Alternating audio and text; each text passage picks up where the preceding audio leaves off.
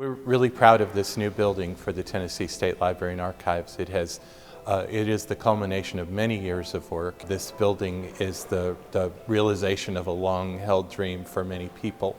But this building is 165,000 square feet, about 65% larger than our previous building. The wonderful part about the square footage in this building is that so much more of it is public space rather than storage space. Having this beautiful lobby and being right on the Bicentennial Mall, we have space to welcome school groups and tourists and other people who just walk in off the mall, and will be able to get a little sense of what we do in this building and why the preservation of historical records is important. Viewing the exhibits and using the interactive displays that help us combine history and technology in new and interesting ways. Well, we're in the reading room for the State Library and Archives. We have around 12,000 square feet of space for researchers to come and do their research. And this is where people would come in to look up things like family histories or look into some aspect of Tennessee history. All of us are trained and equipped to handle all sorts of patron questions, ranging from looking up birth and death records all the way up to finding detailed information in court documents. We're really grateful to have this brand new facility open to researchers.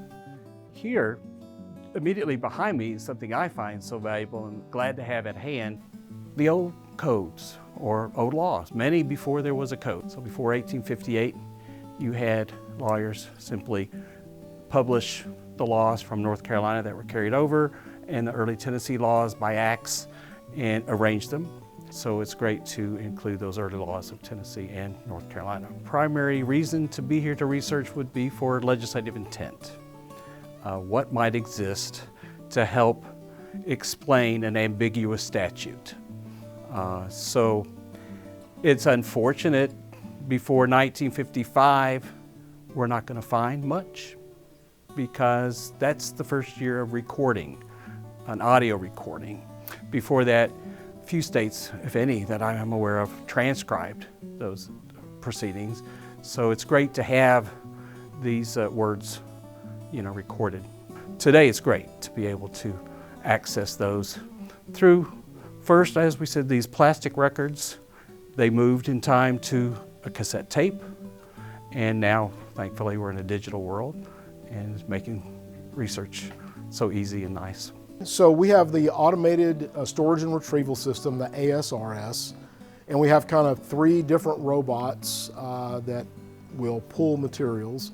The one that is immediately behind me is for the archival materials, and it's called the unit load. So it brings a whole shelving unit to a station for when materials are requested. If we have a patron in the building, they will send a request through the catalog. It will then notify the archivist or librarian on duty that you have a request.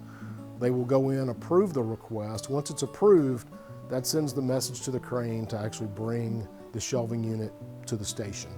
And that will tell you also on the screen, it will tell you which shelf the box that has been requested is on. So you don't have to look through all the boxes on a unit. You know that it's either on the first shelf through the 6th shelf. You just find it, hit it with a barcode scanner to check it out, send it down to the patron down in the reading room, and then when it comes back, you kind of reverse the process. Scan it back in, the crane brings the shelving unit, puts it back on there, and sends it away. You can open up a book and find the opinion, but you don't have the briefs, you don't see the arguments, you don't have the depositions that might be referred to in the opinion, and these files have all that. So if you really want to go behind the opinion, these documents are great.